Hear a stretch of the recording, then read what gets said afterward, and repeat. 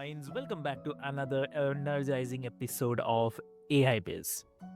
I'm your host Avik, and today we are diving into a subject that doesn't get enough airplay but affects every entrepreneur sooner or later, like exiting your business.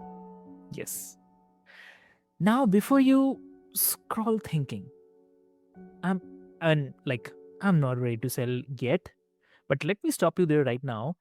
Because what if I told you that the decisions you make today could determine whether you walk away one day with freedom or with fat check or with the regrets? So that's a good point to think about.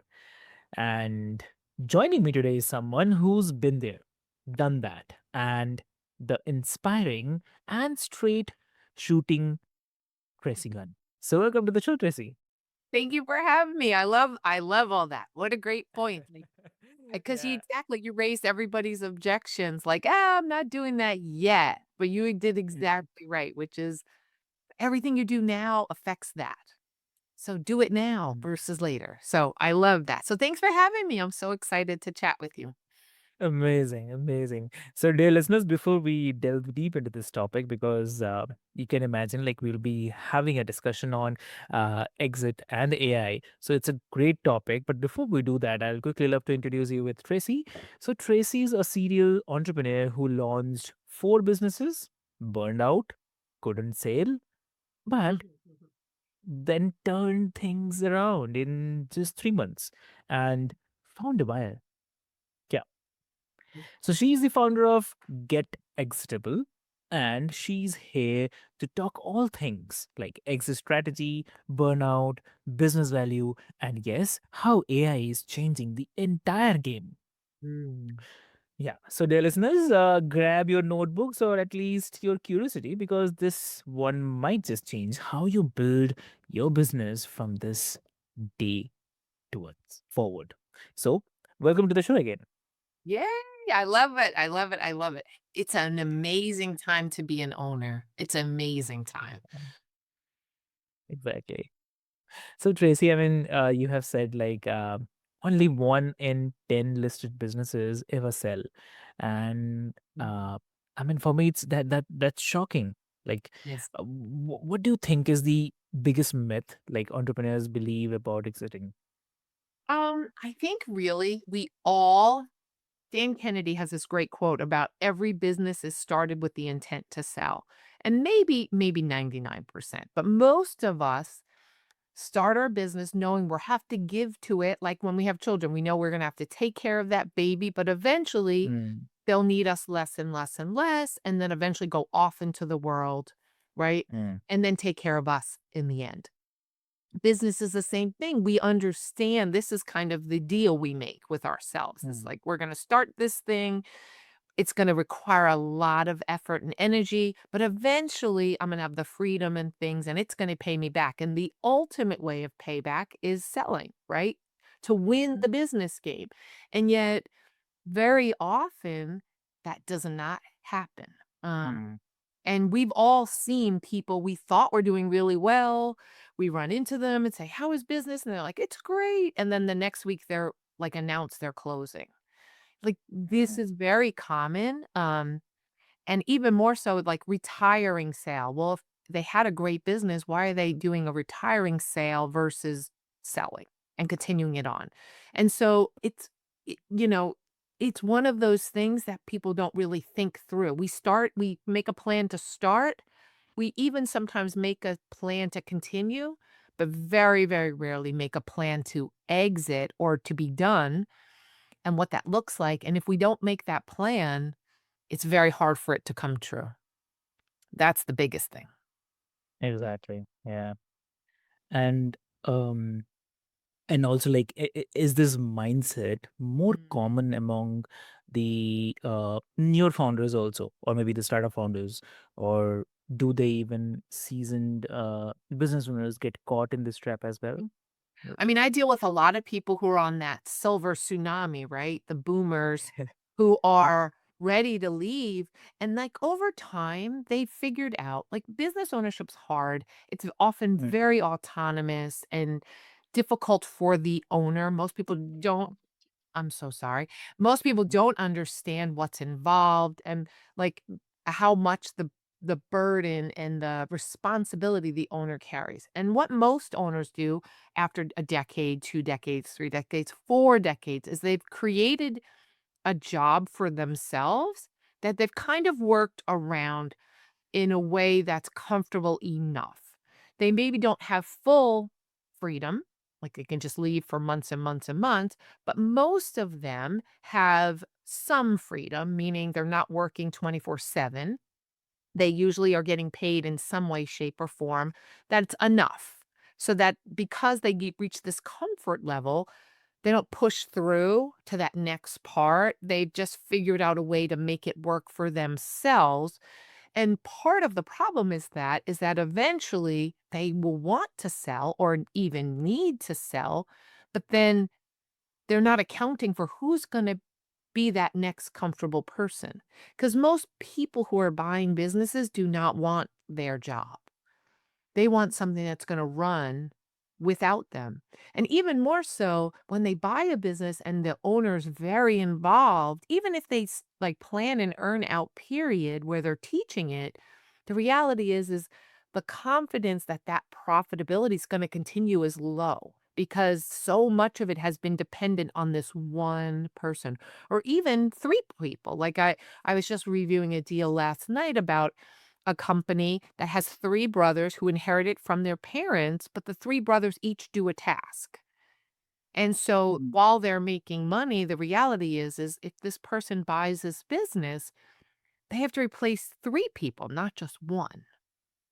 And it's hard enough to replace an owner, right? How do you replace mm, 3 owners? mm, I mean, will 6 people cover it? Can you find qualified? Like, it's just a hard thing to do. mm. But I mean, so yes, to answer your question, even Yeah. people who've been in business decades and are legacy businesses Mm, still have this problem because they really haven't, they've just gotten comfortable and made it work for them, maybe not necessarily working for whomever may come. And that's where the shift has to happen. Like you have to remove yourself and think, okay, mm. if I disappeared for a month, what would happen? These are the things I have to fix because this is not sellable without me, right? It's not Exactly. sellable. So how can I fix that? And now we're talking AI. So much of that can be done with AI. So much. Mm. Exactly. Exactly true.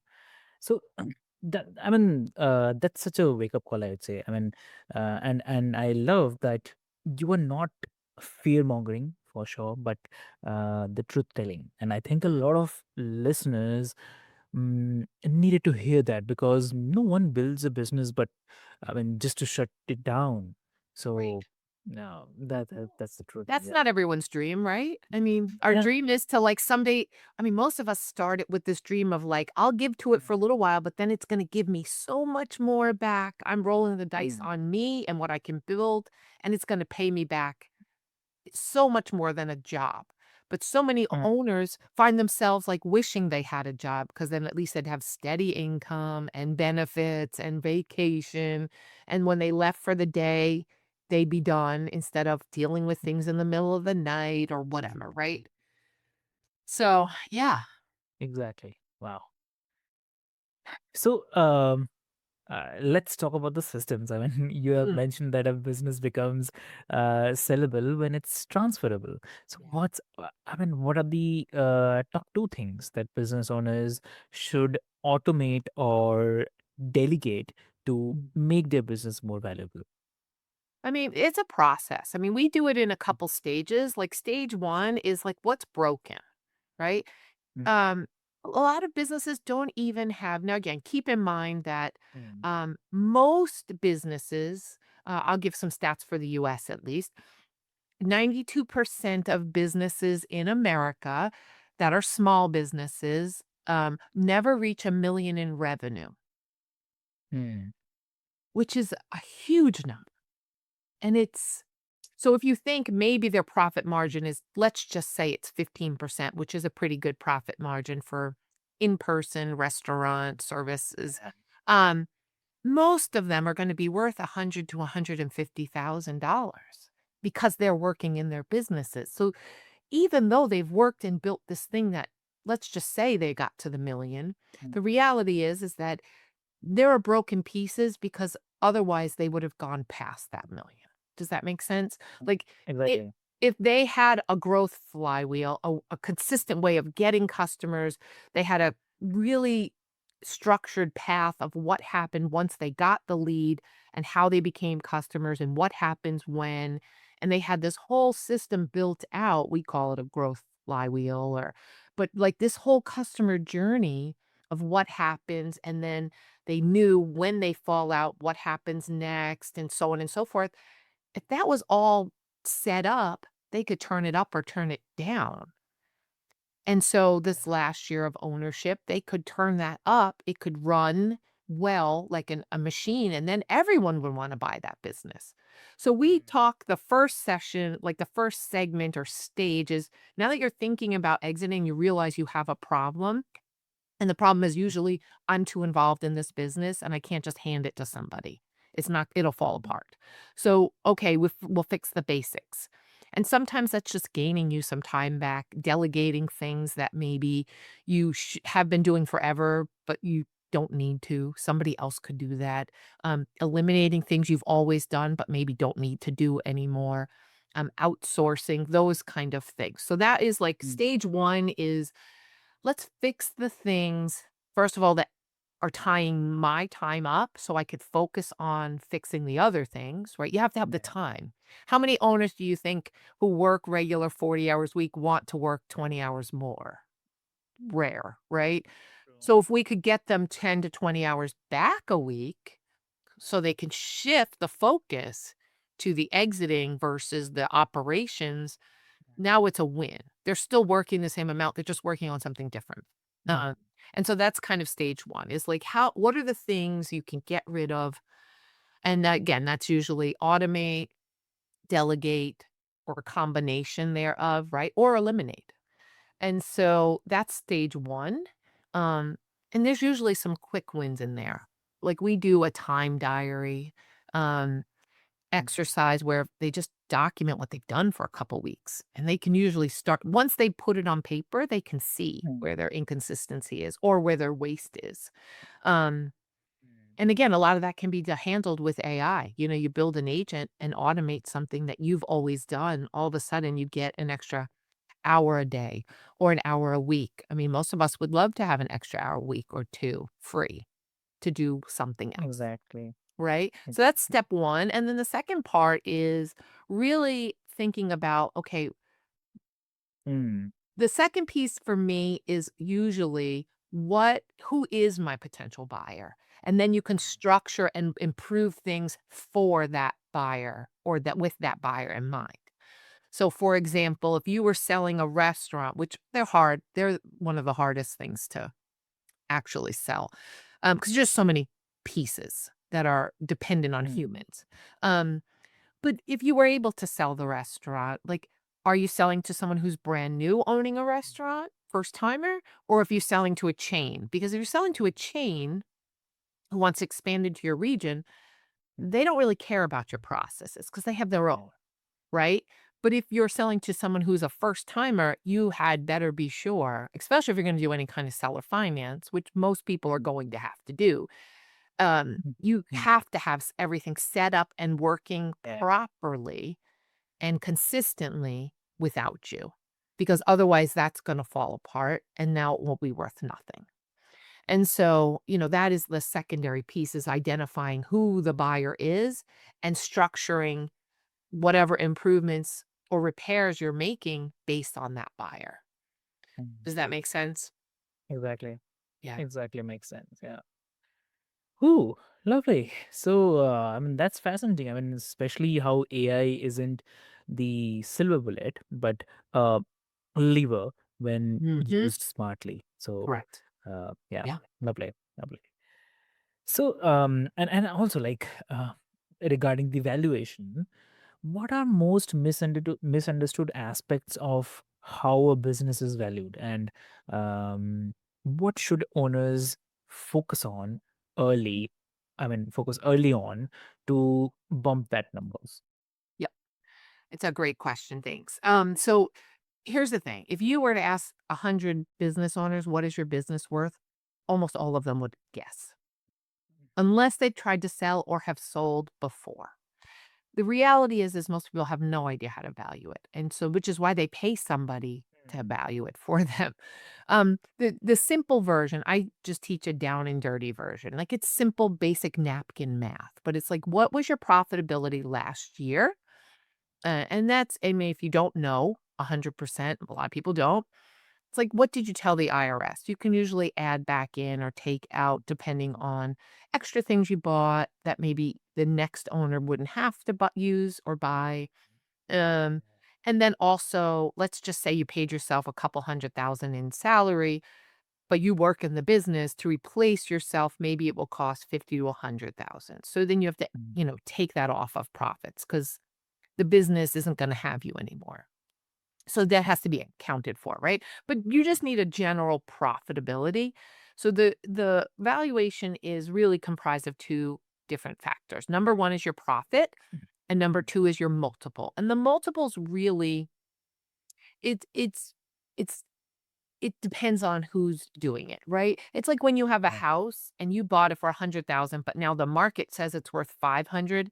It's the Mm, same house you bought, but people are willing to pay more now because maybe the area has improved, or mm, there's not as many houses available, or for whatever market demand. So the multiple is usually determined by the market. mm, um, but one of the ways to um, fix that multiple or make it higher is to get yourself completely out of the business. So a business that is not dependent on the owner will trade at a 4x or higher versus a business where the owner is involved actively, daily, weekly. mm, That one's going to be a much lower multiple. I like to think about the multiple as the confidence lever. Like yeah. it's the confidence level that the buyer has that the Mm, profit's going to continue. true. And that's often dependent on the owner. Mm, And so, like, so you have those 2 numbers, right? So I like to use a scale of like, if your profit's less than 150,000, you're probably looking at a 1 to 1.5x. You're mm, probably pretty involved in the business. And so it's not as, um, the buyer may not be as confident, and the buyer's going to have to come in and do some work, right? But if you yeah. had profits of 500,000 or 600,000 or a million, well, Mhm, the likelihood that that's all dependent on the owner is pretty small. And so they might pay 3, 4, 5 X for that because they are pretty sure that that profit's going to continue without the owner. It might have a little dip as you yeah. adjust, and so those are the 2 pieces. So most owners should really think about that. So even if they just did an exercise right now, it's like, what was my profit last year? What is my range? If it's on the lower end and I'm pretty involved, it's going to be 1 to maybe 3x if you're lucky. If Yeah. it's higher and you're not that involved, now you're talking 4x and higher. And so, that's a good place to start because then at least you know what you're dealing with. It's not this guess of, oh, it's worth millions when it's really worth Mm, 100,000 and nobody wants it. Right. And then from there, you can play, you can improve, you could professionalize, you can get a fractional C suite in there, get it completely professionally run, remove yourself. And now all of a sudden it could be worth 5 to 10x because now it's professionally run. mm, So there's a lot of easy things you can do, but you have to know where you are now and you can then identify where you want to go and get yourself there. exactly. Exactly. That actually makes sense. I mean, makes so much of sense. Like, I mean, I have to say this. Like, so few of us think about building the business for someone else to fall in love with, but Mhm. we are often just surviving quarter to quarter. So, uh, Yeah. that is some area. Yeah. Hmm. Well, I mean, think about it too. I mean, how many people Mm, even set up a budget for the year or Exactly. projections for where they wanna go.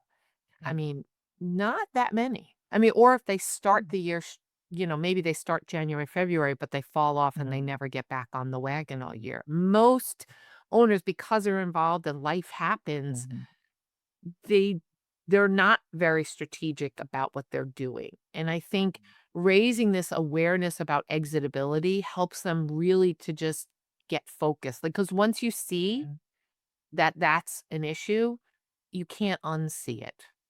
But when before they know that their business mm. probably won't sell, they kind of just can exist in delusion that it's going to sell someday, right? Without anything Yeah. factual or any statistics. Because again, most people don't learn this Mm, until, I mean, ask me how I know, right? Is like I'm the cautionary tale. I wanted to sell, and I learned the hard way that the broker thought none of my businesses, I had four, were sellable. And it was devastating for me. mm, And I thought to myself, gosh, I'm pretty smart. I'm running four businesses. I mean, I can't be a big dummy, but like, how did I not think about this? Because it was my goal to sell. That was the whole point of what I was doing. But the idea that I never quite connected transferability and value and what mm. makes it valuable, I never really dug into it because I was so busy doing. Yeah. Um, and I think once you see it, I have a client I'm working with right now, and she's Mm, just adjusting. She wants to exit. Um, and she hunted me down. And the reality is she all now that she sees the problems, like she's just been existing. She built a beautiful, amazing business, but she's still very involved. And but she now sees how involved she is as a problem. yeah. And all she can think about is how do I fix this? Mm. But she had to see it that way in order to be able to fix it, if that makes sense. Exactly. Exactly true. Yeah. Wow. And what would you say to someone who feels stuck? Like their business isn't sellable and they are too tired to fix it. So what is it? I mean, the thing is, it's not as hard as you think. Like, I'm not Mm, painting this rosy, it's all going to be unicorns and rainbows. That's not mm, reality. But the simple fact is you feel that way because things are not planned. You feel this way because you don't have a plan of attack. You have no idea what to do. And for me, it comes down to two simple little things.